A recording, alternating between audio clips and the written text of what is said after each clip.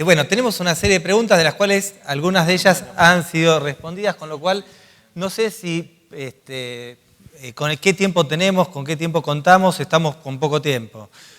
Con lo cual, creo que algunas cosas no dejar pasar por alto. Concretamente, las preguntas que son para todos los panelistas consisten en si las recientes leyes sancionadas respecto de las medidas cautelares y en relación con la reforma del Consejo de la Magistratura, si consideran que la justicia contenciosa debe resolver un conflicto que en esencia representa una tensión entre la soberanía popular y la democracia constitucional.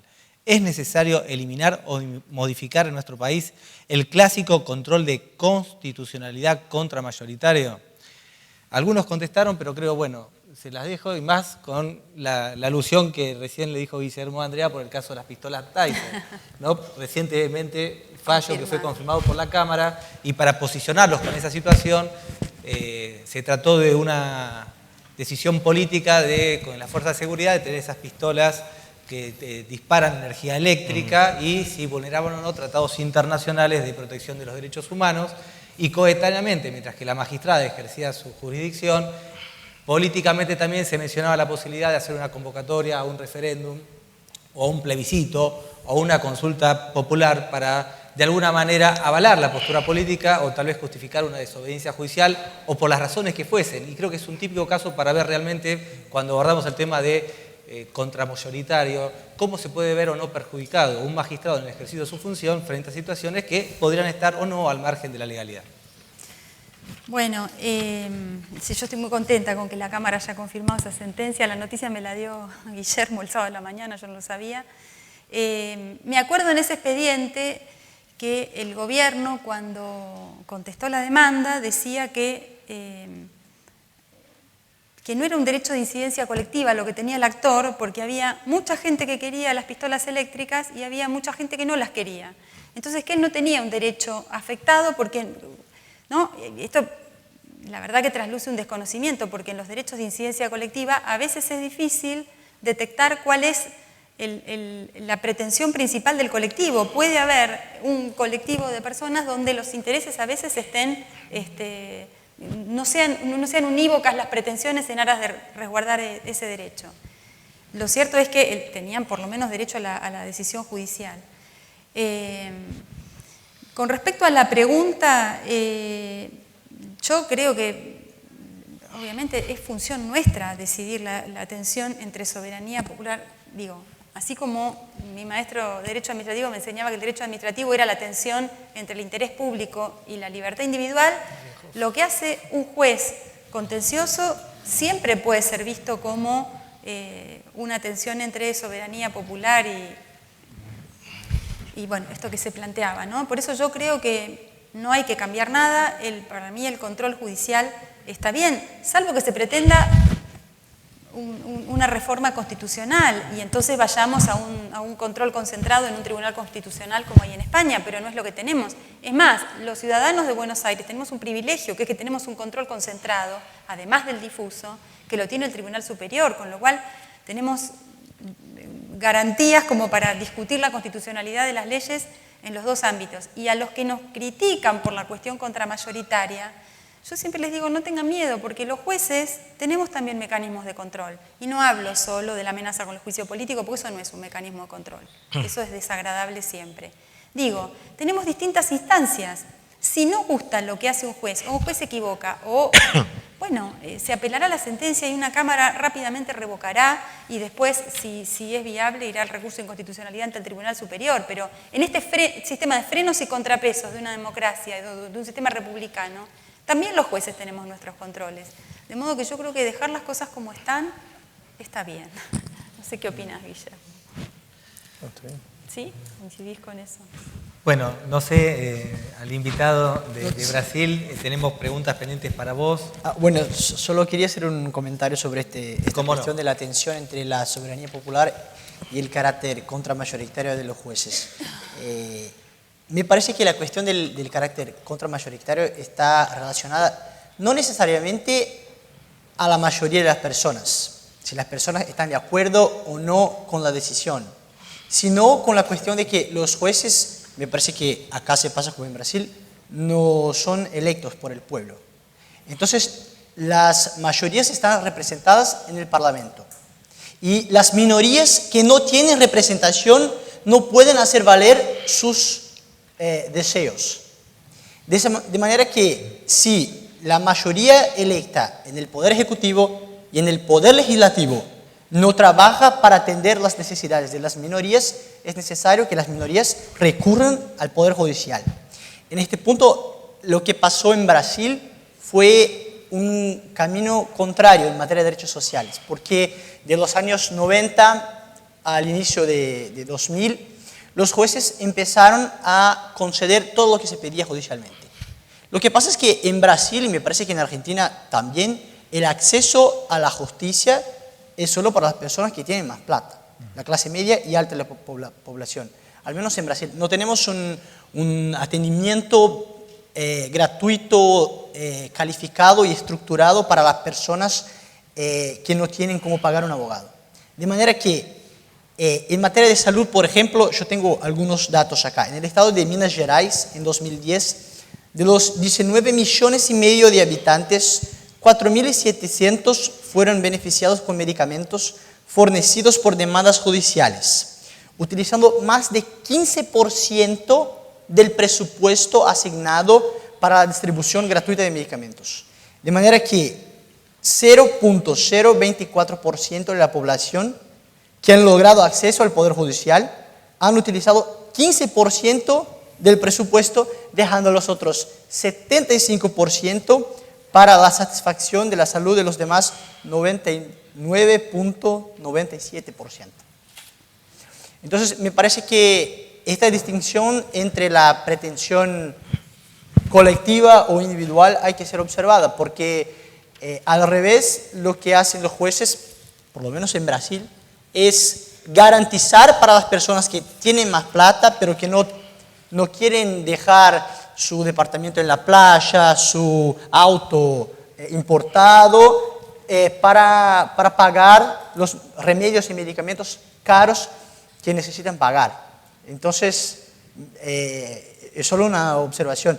Y lo que pasa es que en el mismo estado de Minas Gerais, de 2009 a 2010, hubo un aumento de 78% de las condenas judiciales en materia de salud. Y en este mismo año de 2010 hay un estudio que analizó el presupuesto y verificó que todos los programas sociales en materia de salud tuvieron una disminución en la inversión para su efectivación. Bueno, muchas gracias. Quedan algunas preguntas pendientes, vamos a realizarlas porque son muy pertinentes. También, Daniel, a ver si podemos ir resumiendo, en la difícil tarea de sopesar los derechos individuales frente a los derechos colectivos. ¿Cree que puede diseñarse en abstracto una escala de priorización de estos derechos? ¿Podría describir brevemente lo que sucede en el derecho brasilero? Muy brevemente, si es posible. No hacemos una priorización entre colectivos e individuales porque todos son derechos y son considerados intereses públicos, porque no importa si son individuales o no, porque todos han sido aprobados por el pueblo y es el ordenamiento jurídico que dice lo que es interés público y lo que no lo es. Entonces, en cada caso es necesario verificar las circunstancias fácticas y jurídicas que justifican la prevalencia de unos o de otros. La última para vos, Daniel. ¿Crees posible que mediante la interpretación integral y sistemática de la Constitución se pueden exigir derechos que no estén expresamente contenidos en ella? En Brasil tenemos un dispositivo que es un poco similar a lo que hay en el artículo 33 de la Constitución argentina, que reconoce la existencia de derechos no enumerados. Yo sé que acá la Constitución dice que, pero que nacen del principio de la soberanía del pueblo y de la forma republicana del gobierno.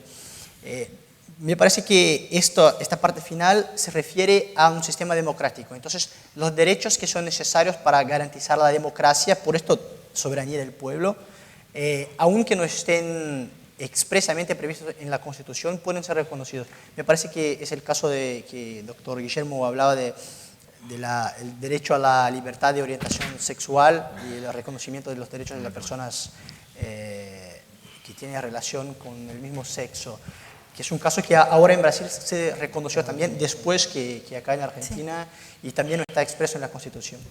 Bueno, bárbaro. Marcelo, ¿querés agregar algo de las preguntas que ya evacuaste en tu posición? Solamente una en relación con el control constitucional contramayoritario y demás. Yo personalmente sostengo académicamente que es bueno, necesario y conveniente para Argentina un tribunal constitucional, siempre y cuando exista una reforma constitucional que lo habilite.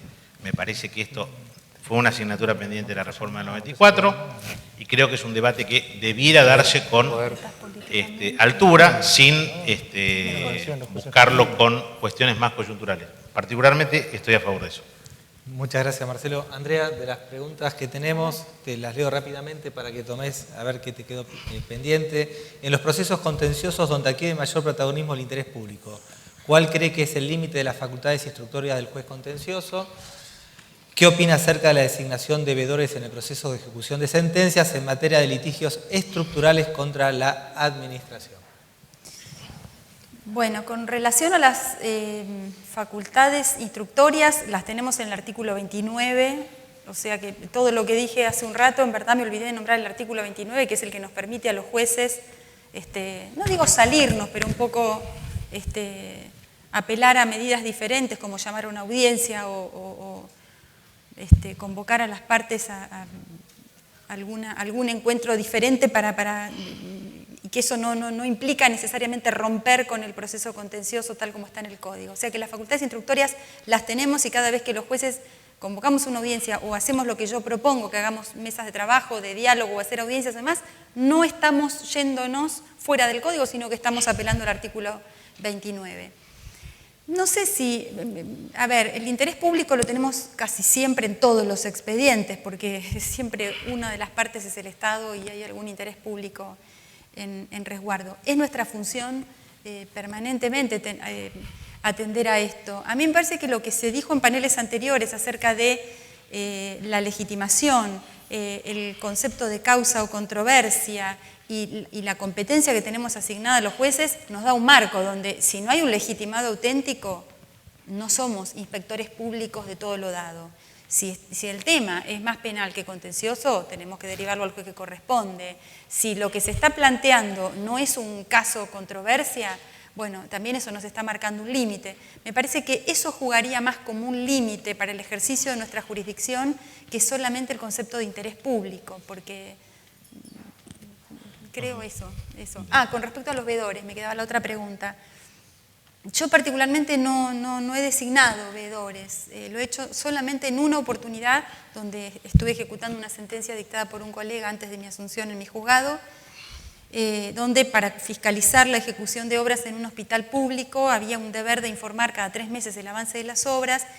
Y claro, eso no era estrictamente un perito, porque el expediente ya estaba terminado y tenía sentencia firme y había que ejecutarlo. Y yo me preguntaba a qué profesional designar, porque tenía que ser un arquitecto o un ingeniero, y yo no tenía nadie de mi conocimiento y no me parecía que pudiera nombrar a algún conocido personal. Y se me ocurrió, también porque soy muy celosa del cuidado de los fondos públicos, designar a los arquitectos e ingenieros que forman parte de la Dirección de Infraestructura del Consejo de la Magistratura. Como ellos tienen un salario público y cumplen un trabajo ahí, dije, bueno, si pueden prestar esta colaboración, con lo cual ellos hicieron un par de informes y así le ahorré a la ciudad sacar dinero de las arcas públicas para hacer frente a esto. Creo que es una herramienta que hay que usarla con mucho cuidado, porque si es con la sola firma del juez designar un amigo para que fiscalice la marcha de la ejecución de una sentencia, puede ser difícil de controlar. Pero bueno, hay una segunda pregunta que es común para Guillermo y para Andrea, que es la siguiente.